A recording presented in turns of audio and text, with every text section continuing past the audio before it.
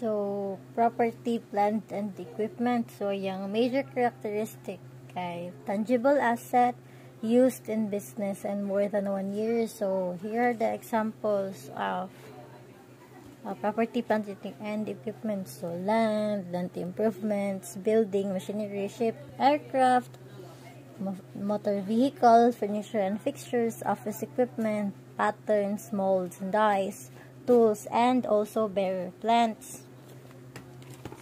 So, kay one take ra yun niya explanation. So, ang kaning property, plant, and equipment is measured at recognition initially at cost. So, what is cost? So, it is defined as the amount of cash or cash and cash equivalent paid to acquire asset at the time of acquisition. So, what are the elements of cost? Ano sa mga cost may add up sa property, plant, and equipment? So, the first one is purchase price.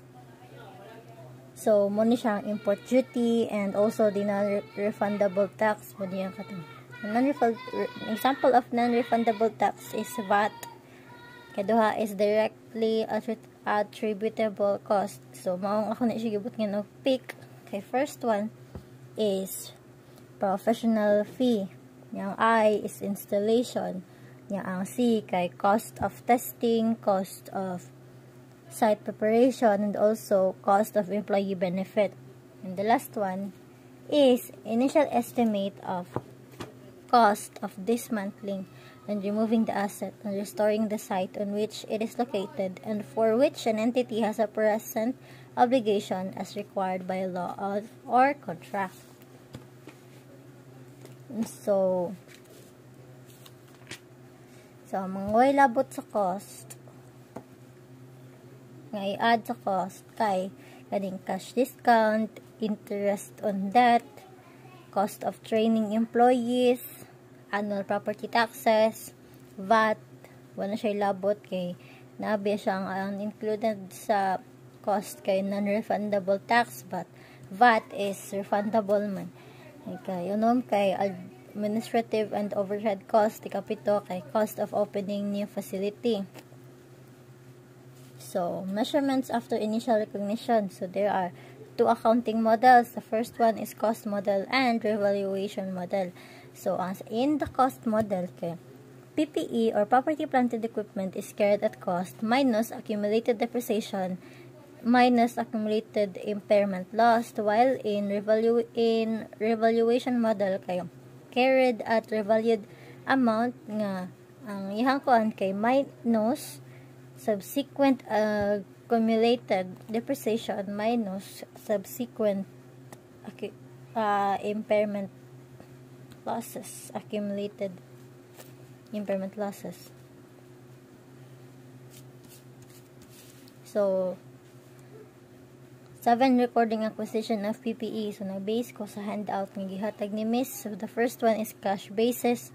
Kaduha, purchase on account subject to cash discount. Purchase on installment basis. Acquisition by issuance of securities. Exchange, donation, and construction. So, ani po siya sa 5, 1, 2, 3, 4. 4 din. Sorry.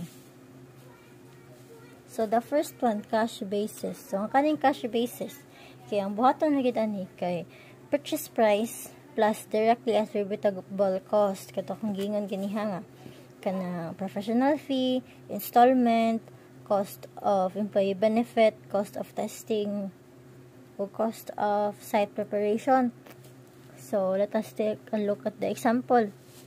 So, acquired machinery for 800,000 cash and incurred the following necessary costs to prepare the machinery for its intended use.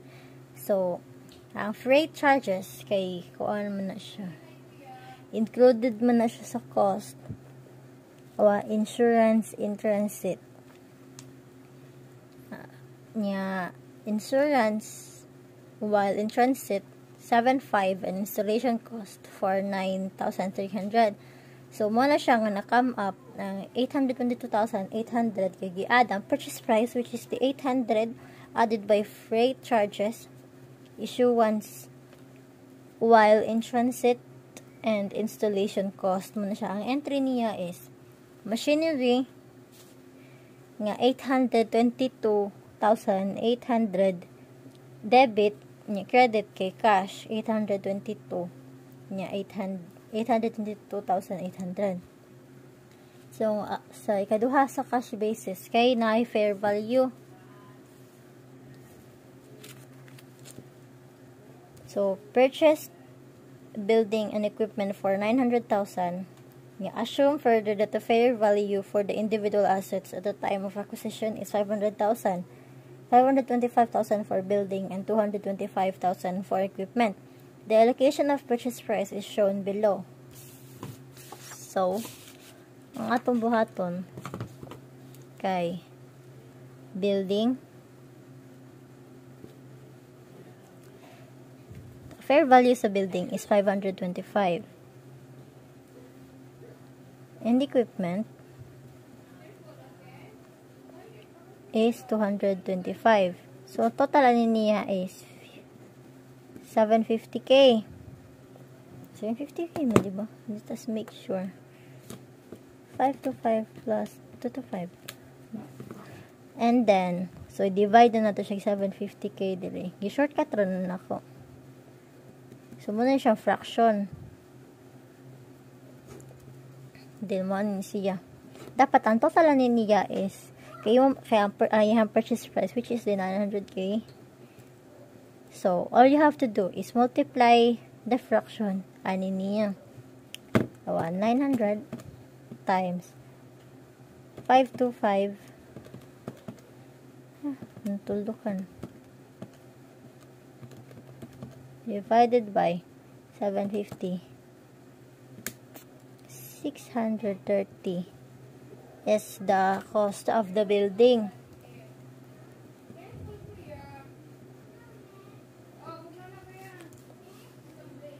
And then was equipment 900,000 times 2 to 5,000 divided by 700 270,000. Cost of equipment. So, muna siya. Shucks, what was that?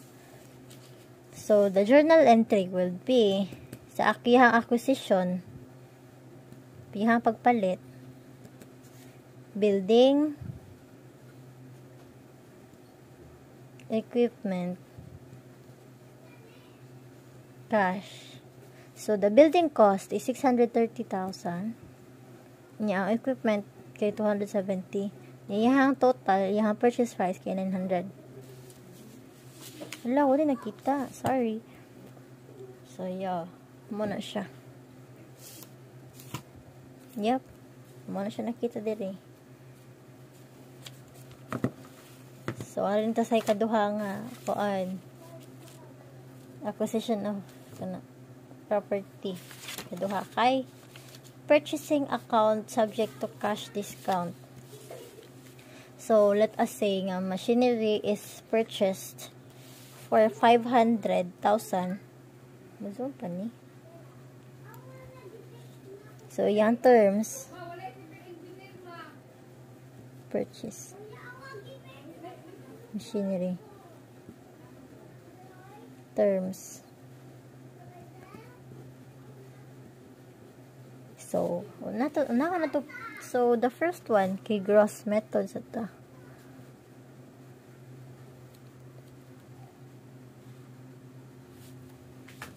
So, sa gross method, in acquisition, sa pagpalit nimo. So, ano pagpalit, sa gross method, kay dili na nimo siya discountan pa. Kaya mo pa yung pagpalit nimo. So, machinery, kay installment man kanang discount man siya, discount installment na noon. And then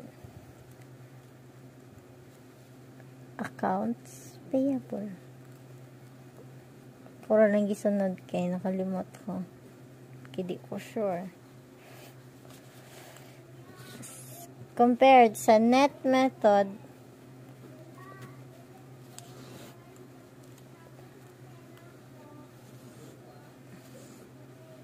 machinery. Pareha ra siya og kanang ano.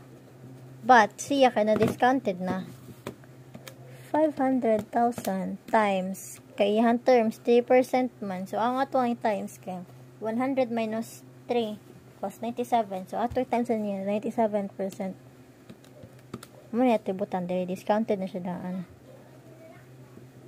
485k. So bali ang discount is 15,000. Ita say nga bayad na siya within discount.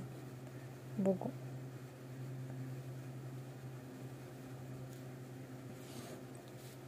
Bayad na siya. So machinery sa gross ni siya. So sa machinery iyang nabayran kay 485.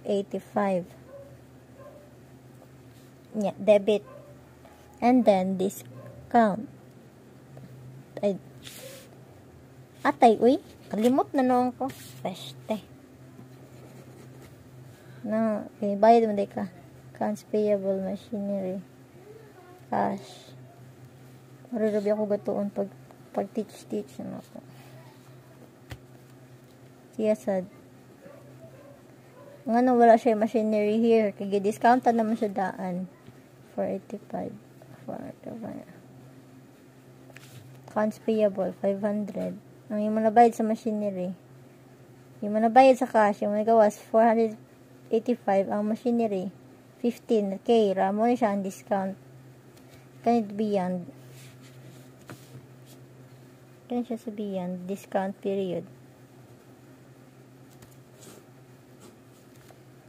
Bayad ka beyond discount period. So, wala na kay discount. So, accounts payable, purchase, discount lost, cash, o machinery. Sige sa dire, accounts payable, purchase, discount lost, o cash. Yung accounts payable here, 500. Yung discount lost, 15k. Same na siya dire sa accounts payable, 500. Siya sa machinery, 15. Siya dire kay ang accounts payable, 485k niya. Ayan, discount lost kay 15k. Here, kay 500, iyang gipagawas. Sakto man, diba?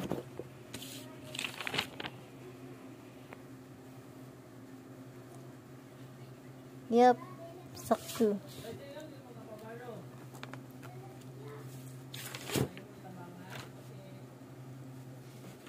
So, another one is installment basis. Nabuang ito ni matao.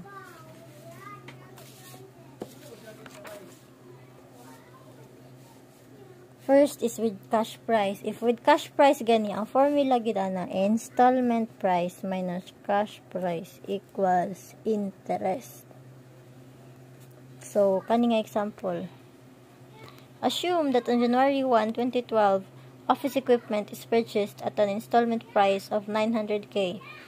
So, installment price niya 900k. Ah, shucks.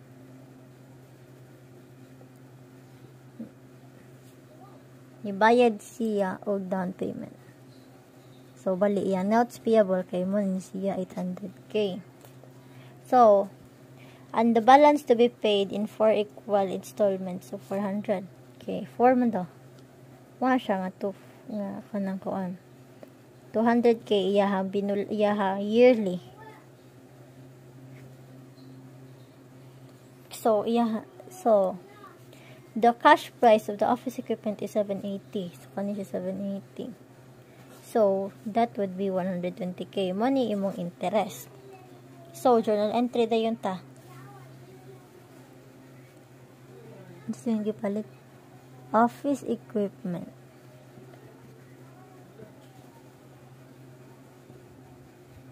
Office equipment. Kung mo record gali kag with cash price, may record na isang cash. 780. And then, discount on notes payable. Credit. Yung i-credit ani is cash. Kini down payment maka. And then, notes payable. cash nimo nga gidan payment kani 100k.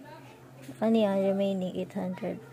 Kaning discount on as payable mo ni siya ang yung interest mo ni siya 120k. Gets? So mag-amortization table ta. Okay, kuan man daw. 4 years, 2012, 2013, 2014, 2015. So, carrying amount din niya. So, notes payable.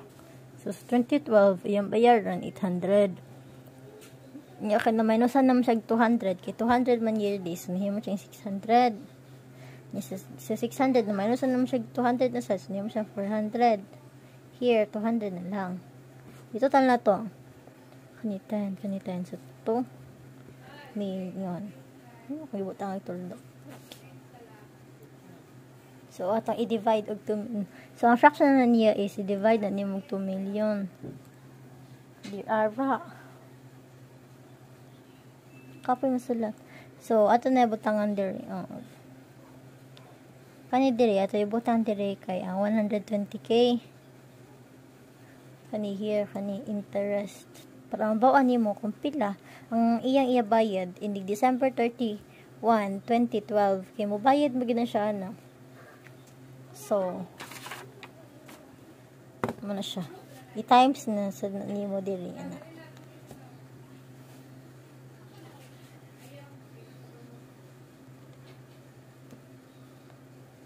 $120k times 800 divided by 2 million.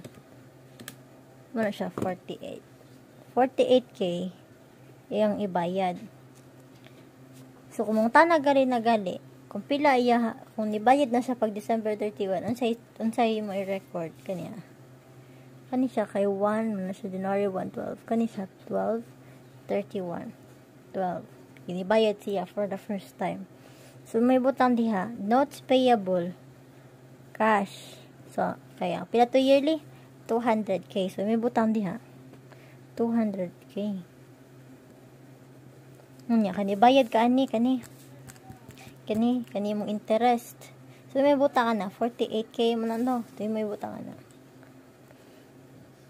Interest expense.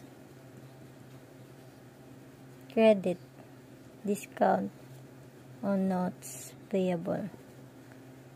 48k, 48k. Gets.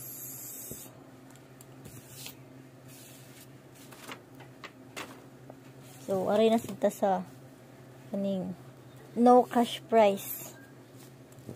Kaning no cash price. Example niyo.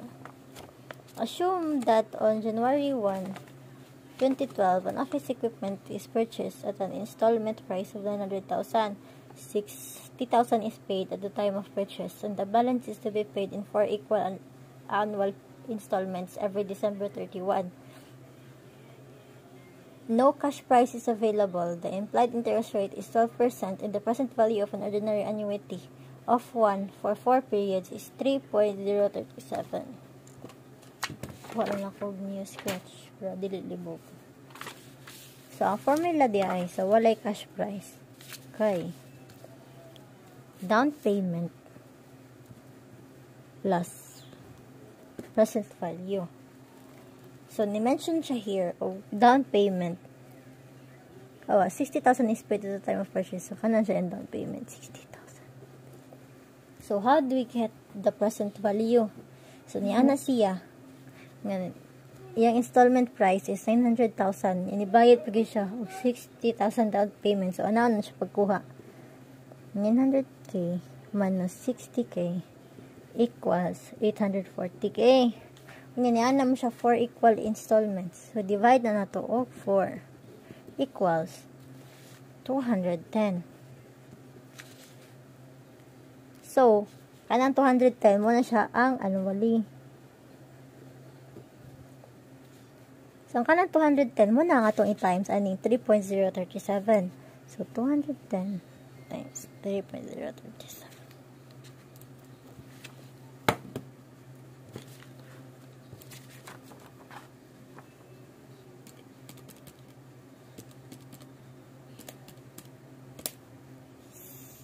kani.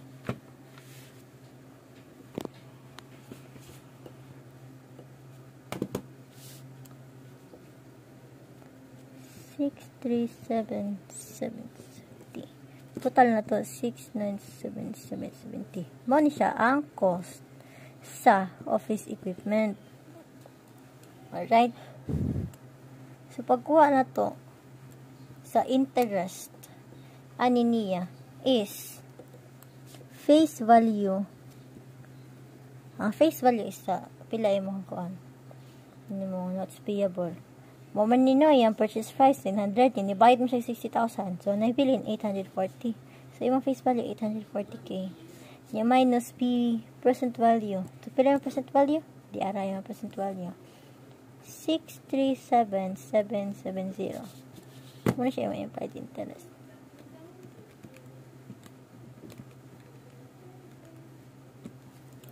$202. La. Iris.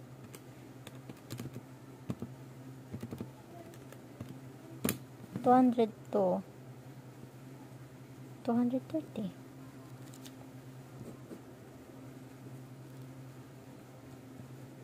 Muna siya imong interest. So, magkwanta mo journal entry ta. Ani nga transaction.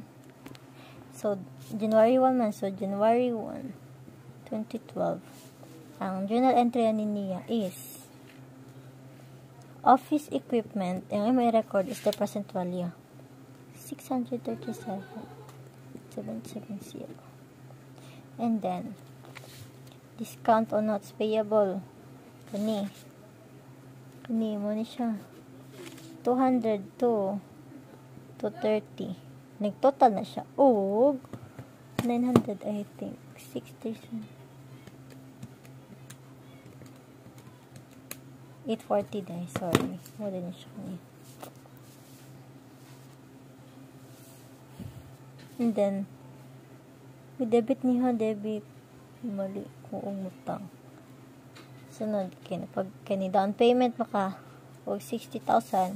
Itong gipot here. Ito na siya ibutan din eh. Cash, 60,000.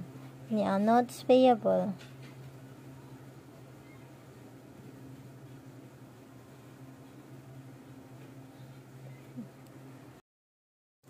Hinako, ako naputol ang video. So, balik ko na ko. Bugo. So, journal entry sa January 1, 12. Office equipment.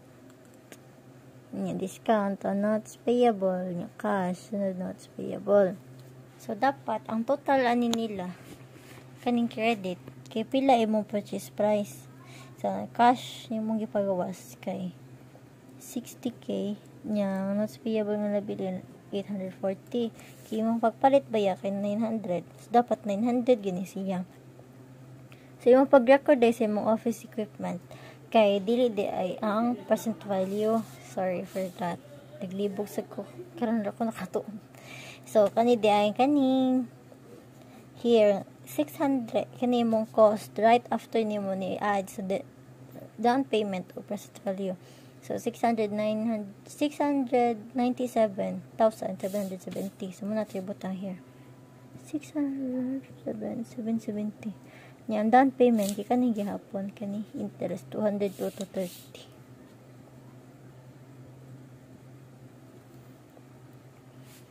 Alright. Yan, mag-record na siya, inigbayad niya, kuan. Kanya na siya, mabayad siya December 31. So, ang pagkuha di ay, pagkuha di kay annual payment ni mo. Pila man yung annual payment? Nadiri. Kaso na nakabutang. 210. Pero na ibutang din na. Pila to ka years? 4. So, 2012, 2013, 2014, 2015. Kanina, 210, 210, 210, 210. Kanik sila kaysa December na siya. Kani sa pagpalit ni niya acquisition. bugon. Yan din ako annual payment. Sunod,